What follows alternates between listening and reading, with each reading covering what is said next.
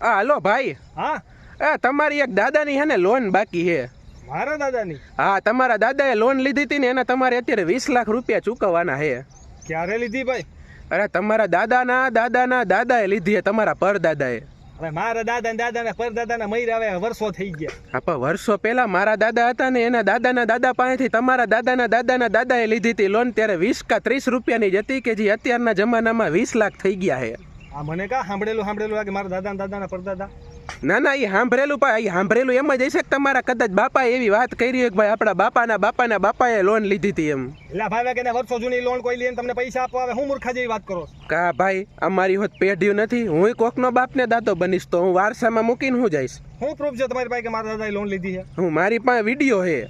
હવે ઈ ટાઈમમાં ફોન હતા, બરાબર છે. વાહ, હા હતા જ ને, હું કામ નહોતા? તંબુરો ક્યાંથી ફોન હતા? ઈ ટાઈમમાં બ્લેક એન્ડ વ્હાઈટ ના જમાના હતા ને, એક ટેલિફોન હતા નાના, ક્યાંથી મોબાઈલ આવ્યા? હા, વિડીયો હે ને એ મારી પાસે ઓલો હે, આ બ્લેક એન્ડ વ્હાઈટ વિડીયો હે. વિડીયો ની ક્યાં તમે પથારી ફેરવો? મારા દાદા ઈ સમયમાં હે ને કરોડપતિ નહોતા કે તમારી પાસે લોન આવે લેવા આવે.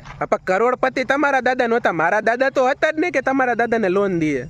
મારા દાદાએ ક્યાંય લોન બોન નથી લીધી, બરાબર? તમારે છે ને ખોટી તમારી જવાબ બંધ કરી દેજો, અને આપણે કઈ ફોનમાં વાત નથી કરી. નંબર કોણ આવ્યા મારા તમને? તમારો નંબર તો તમારા દાદાએ વારસામાં લખાવેલો હે કે મારી લોન. દાદા પથારી ફેરવો છો, બરાબર છે? ફોન બંધ કરતી નથી મને, મૂકો.